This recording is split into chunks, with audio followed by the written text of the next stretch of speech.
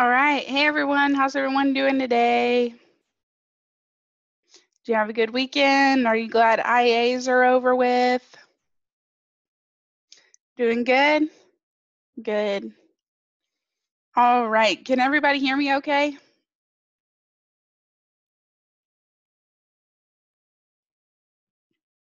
Maybe? Yeah? Okay, good. All right. I'm about to tell you something really important. So I need you to give me a green check telling me that you're listening and you are prepared for a really important piece of information. Actually, maybe I should wait. Should I wait until we get more people in here? I think I will. I'll tell you in a second. I'll clear this and then I'll tell you in a minute. Because then I'll just have to repeat myself. Good. Awesome. I think most people are getting their computers at this point. So that's good. Okay, why don't we, oh shoot, sorry James, sorry about that. Why don't we go ahead and start with this video on the PowerPoint screen, I guess you would say. And just click this one. It's going to be about an 8-minute long video. So I'm going to pause the recording. So right when you hit 5 minutes, let me know so we can move on.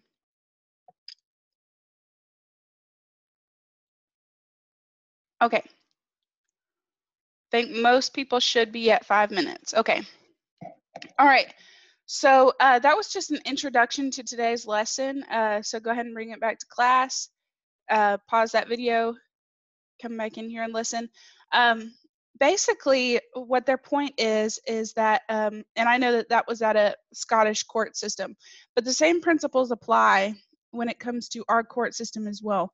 Any sort of forensic examination or forensic testimony concerning a piece of evidence needs to be able to be substantiated or backed up by proof that a certain method works. Can everybody else hear me?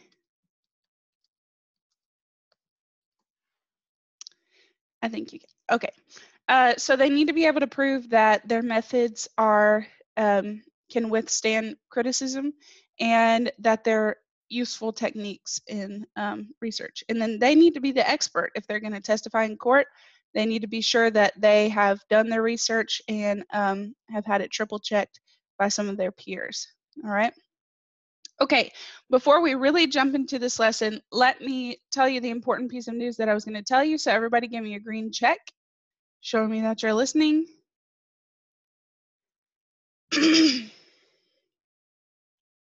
Okay, the important piece of news, and I put this on Canvas this morning, is that the interim assessment is just a participation grade. Okay, so everybody that took the interim assessment is going to get a 100 for it. All right. Other piece of good news, if you did not take the interim assessment, you won't get a 0 for it, you just won't get a grade. Okay, and I know some of you studied really hard for this, and I really appreciate that. We will be using the results of the test that you did take to help us determine instructional levels. Okay, so flexibility, those types of things. But if you took the test, you get a 100 for the test. If you didn't take it, you don't get a 0. Yes, it's true for all your classes.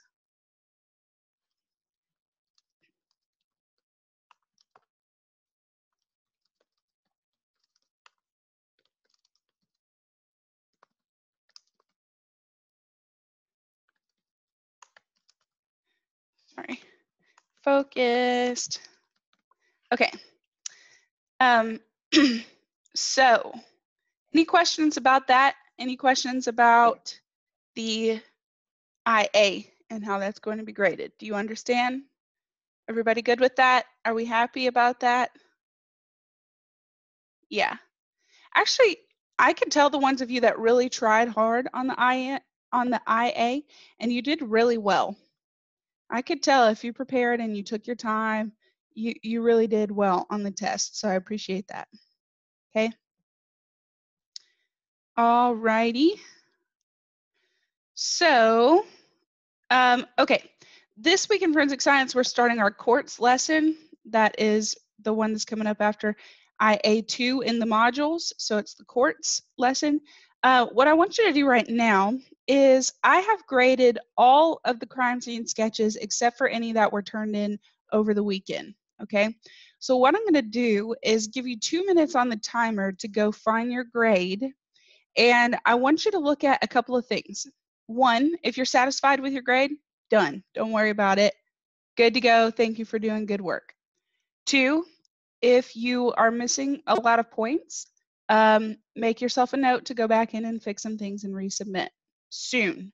Okay. I'm not talking about a couple months from now. I'm talking about like today. You need to resubmit it, get that turned back in if you want some extra credit points if you like totally bombed it. Three, there were maybe 10 of you that submitted the assignment, but it was not in a format that my computer would recognize. So if it was an HEIC file, if it was, I think there was something called like an SDL file that some of you submitted, it did not come through. So I need you to go check and find your grade for the crime scene sketch, and then I'm going to clear the feedback. And yes, you can convert that to either PDF, JPEG, something, just anything that will submit to my folder, okay? So I'm going to pause for 2 minutes, and then let me know if you have any questions about your crime scene sketch grade. All right, so we are looking at the court system today. Go ahead and tell me in the chat, how would you describe the court system based on what you have seen on TV or the news? So what is your impression of the court system just based off of what you've seen on TV?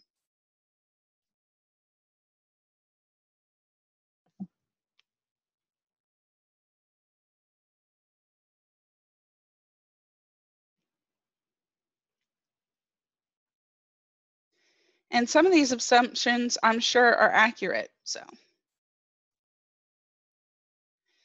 Yeah, it's super dramatic on TV.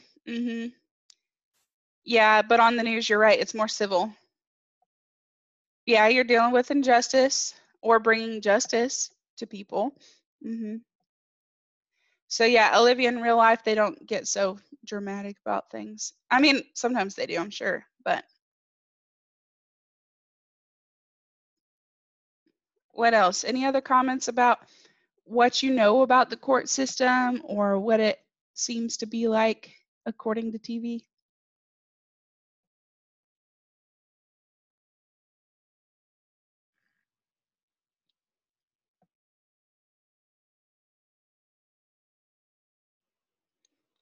I see some of you typing.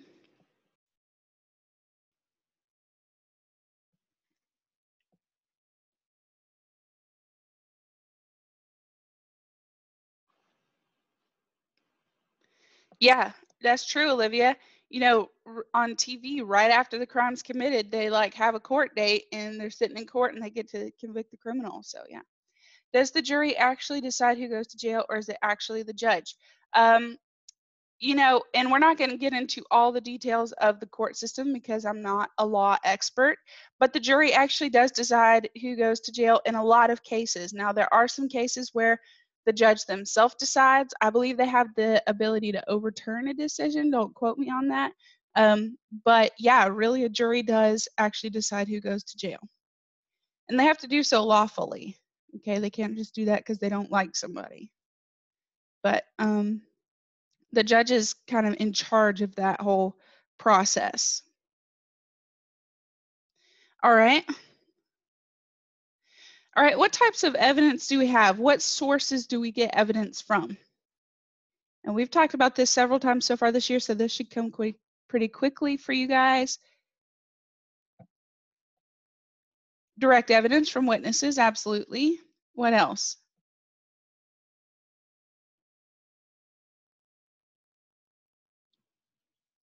Who said every contact leaves a trace?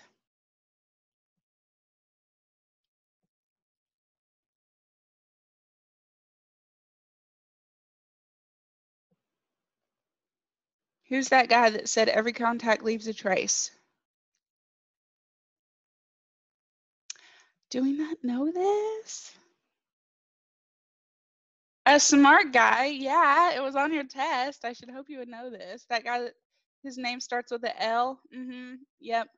Locard. Locard. Yeah, Deja got it. Locard. Edmund Locard. That's right. Good job, Deja. Okay, so what are some of our sources of evidence then?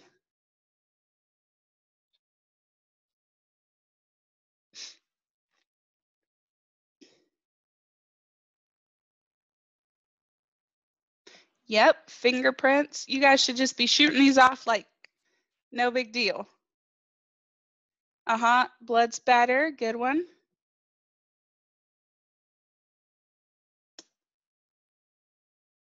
Hair. Circumstantial evidence. Fibers. DNA. Weapons.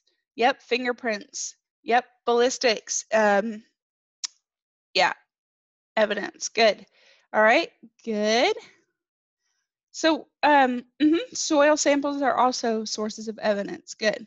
All right, so could the evidence point to the wrong person or a wrong verdict? What do you think?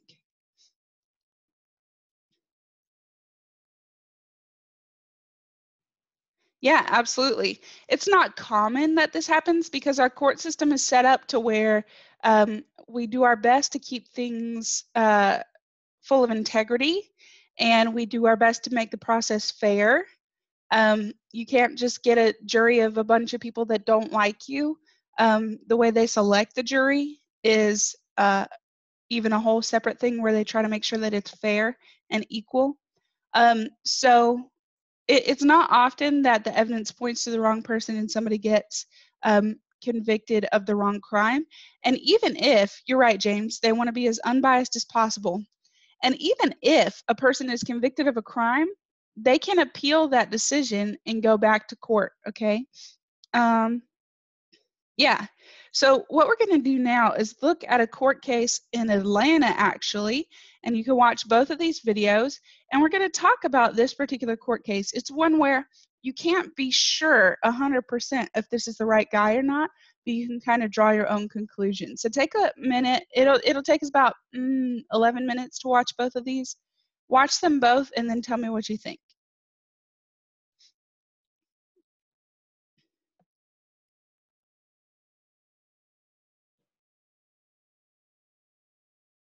So once you're done with the video, thumbs up if you think he's guilty, thumbs down if you think he's not guilty. We have almost a unanimous decision in here right now, right? Actually, I think we do so far, except for people that haven't answered. So, yeah, that's the thing about circumstantial evidence is, again, it can help you draw an inference, but it is not like video evidence of this thing happening, right? So, right, there's way too many coincidences. There's way too many pieces of circumstantial evidence that point towards him being the killer, and not enough pointing away from him. Besides the fact that even if you don't consider the court case itself, the fact that the murders stopped happening, after he got arrested, are pretty big proof to me that he was the murderer. That would take a lot of self-control on the part of a different murderer if he decided to stop killing once this man was arrested. So I don't think that's likely to happen. All right. Any other thoughts about that? Yeah, I mean those fibers, that fiber evidence was pretty compelling, right?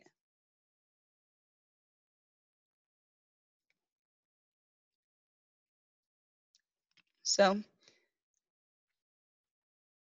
that kind of makes me think he's guilty anyways. Another thing, if you kind of find this interesting, somebody pointed me towards, I think this is on a TV show, but one that I know of on Netflix is called Making a Murderer. And that's another one of those cases where they just don't have the actual proof, but they do the best they can, right? Yeah, it's like they know it was him, but needed more evidence. Yeah, the blanket, the fiber evidence, absolutely. He said there was no blanket. Is that what he said? That's weird. Yeah, the carpet fiber was pretty obvious to me too, because it was a rare type of carpet. Yeah, so there he is. You know, it would really be a shame to put a guilty man, not an innocent man, in jail. But also, it would be a shame to let those crimes keep happening and not have him be convicted for it. I don't believe so, Jasmine. Should we Google it and find out? Let's see. Where is Wayne Williams now?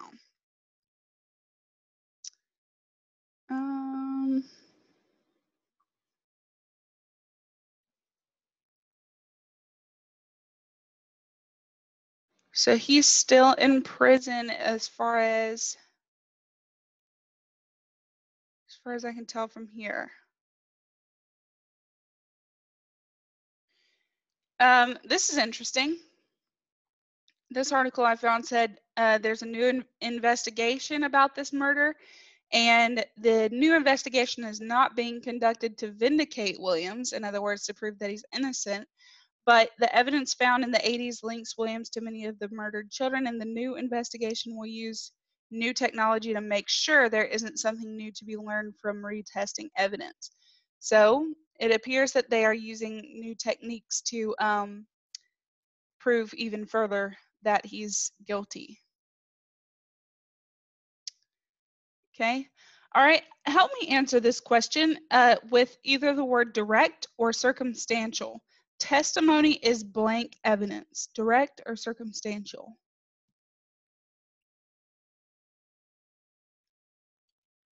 Yep, it is direct. Remember, direct evidence includes only eyewitness testimony or video evidence, okay?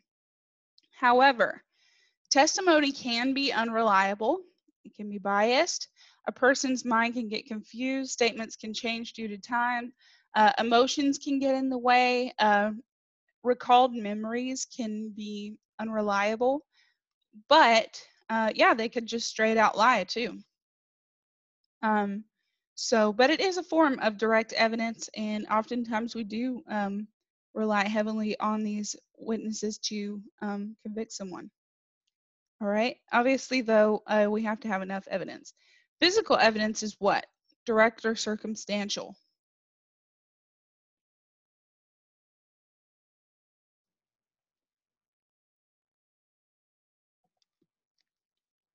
All right. What did I say about direct evidence?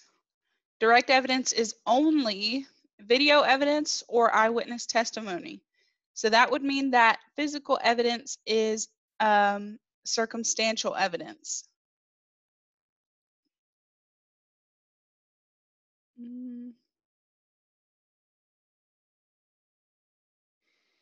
Someone just asked me, and I'm not able to reply to private chats today. Someone asked me why he was killing children. I don't think it said in the video. If I recall right, it was a sexual motive. I'm not 100% sure on that, but I do believe it was a sexual motive. I'm probably about 95% sure on that, which is really sad. Okay, so yes, this is circumstantial evidence. Physical evidence, however, even though it's circumstantial, it can only help us infer a conclusion. It is more definite, and it provides unchanging information that tends to prove or disprove something. So, for example, in the Wayne Williams case, the thing that was actually more convicting was the fibers evidence, right? So even though we had the eyewitness testimony that was direct evidence, we could rely more heavily on the physical evidence, like the fibers, to help us prove that he was in fact involved in those crimes. And I've said this before, even though circumstantial evidence only helps you to draw an inference, the more circumstantial evidence you have, the more convincing it's going to be one way or the other. So even though it only helps infer a conclusion, once you hit so many coincidences, that's the word I'm looking for. Once you hit so many coincidences, it's like, okay, that's pretty rare that all these things can be found on the same person and they not be somehow connected to the crime unless you have an explanation for that. Oh yeah, absolutely, Deja. It could be, but our chances get better and better that it's not wrong, right? So, well, that was in 1981. So yes, they did. Um, of course, different states have different laws, so I'm not sure what the law in Georgia was at that time. But you know, it would have existed back then as well. Uh-huh. Got 2 life sentences. If you ask me, and this is totally an opinions thing that's off subject here. If you ask me, I would hate to have a life sentence more than I would hate to have the death penalty. You know, if I had been convicted of a crime, to serve your whole life in jail, to me is far worse than, um, just getting something over with quick. So, but okay, let's look at these last couple of slides. I'm going to try to get through these really quickly. Actually, I don't want to rush it. So let's just go ahead and stop there for today.